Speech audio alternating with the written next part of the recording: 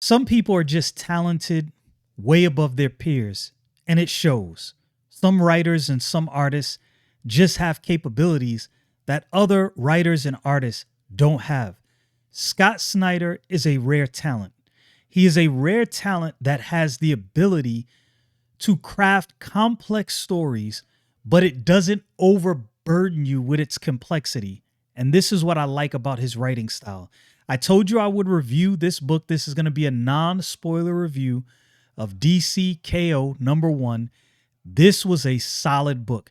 If you want a more critical review of this book, I'm going to recommend you go to Thinking Critical's channel. He gave more detail than I'm going to give. Again, this is going to be non-spoiler. Just, did I enjoy the book?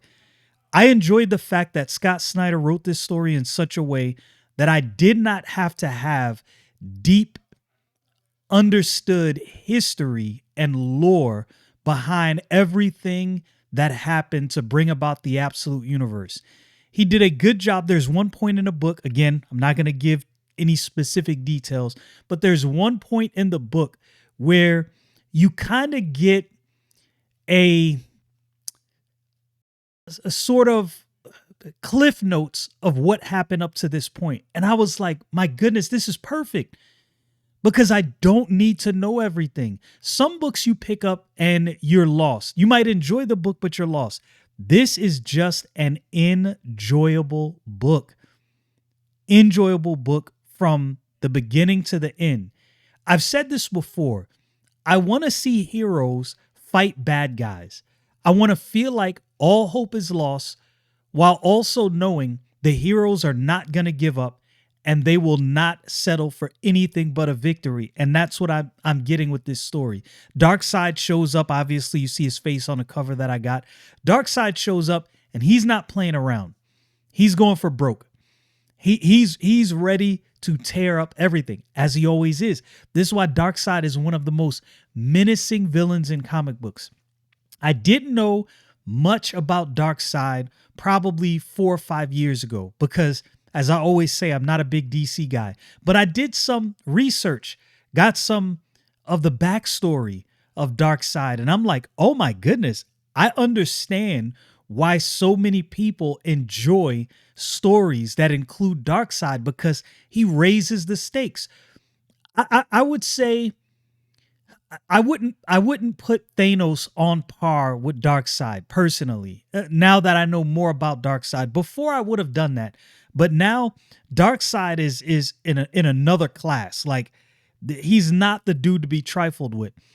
The things going on in this story and what I believe it's leading to, I think if I'm not mistaken, at the end of this KO run, it's gonna culminate with everything going on in the absolute universes, if I'm not mistaken. I don't know how long.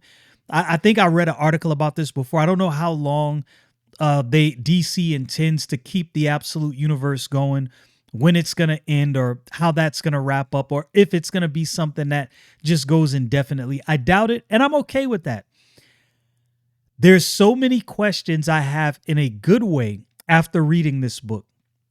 There's so many things that were done in this book that other books failed to do. I'll tell you one of those things. So there is some different artists in this book. Well, two different artists, namely, there is Javier Fernández and Xermánico. So Xermánico does the interlude.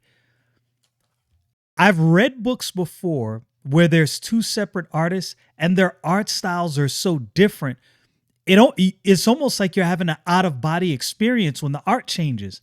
It becomes a completely different book and you're like, what just happened? I did not feel that one time while reading this book. The art styles were similar enough that it's not such a complete and drastic change when the artists change. That was a good idea and it was done well. I don't know why it was done. Maybe to share the load so one person wasn't responsible for, drawing so much of the book. I don't know, but it worked. The characters, where the direction is going, it's so hard to do reviews like this without giving spoilers, even though I did give some spoilers in my last video yesterday covering this very book. This is a book worth buying. I think, and it's hard for me to say this being a Marvel guy, DC is cleaning Marvel's clock as far as quality stories and art being put out consistently. Marvel's having some struggles and trying to find their way. Jonathan Hickman is doing a magnificent job with Ultimate Spider-Man, and there's some other good things going on in Marvel, but DC just has more consistent flow of good books, both art and story. It pains me to say that, but it's true. And this is a shining example of that. As I said when I started the video, the complexity in the book and the fact that I don't feel overburdened with the complexity. The first time I heard about Court of Owls and then I decided to go check it out, I was actually blown away by the way Scott Snyder was able to do so much. There's so many questions you have as you're reading the book, so much going on, so many deep mysteries, but you weren't overburdened with that.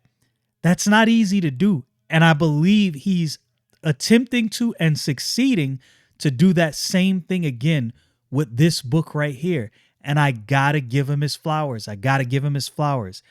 He is a shining star in this generation of comic book writers. And the artists DC has seemed to be consistently decent to great artists.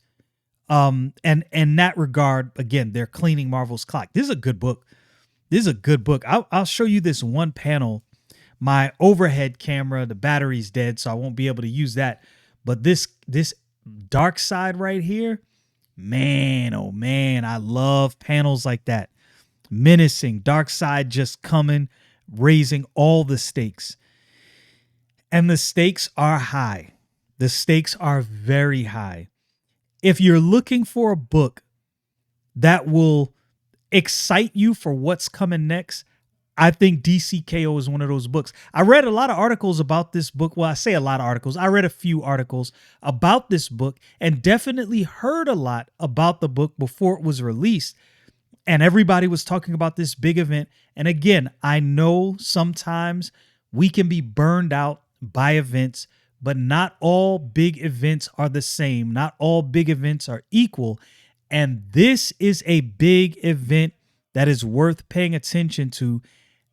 And I think I'm going to pick up all of these books. If I can, I'm going to pick up all of these books and continue with this story because this is a good one. It's fun stories like this that remind me why I started collecting and reading comic books in the first place.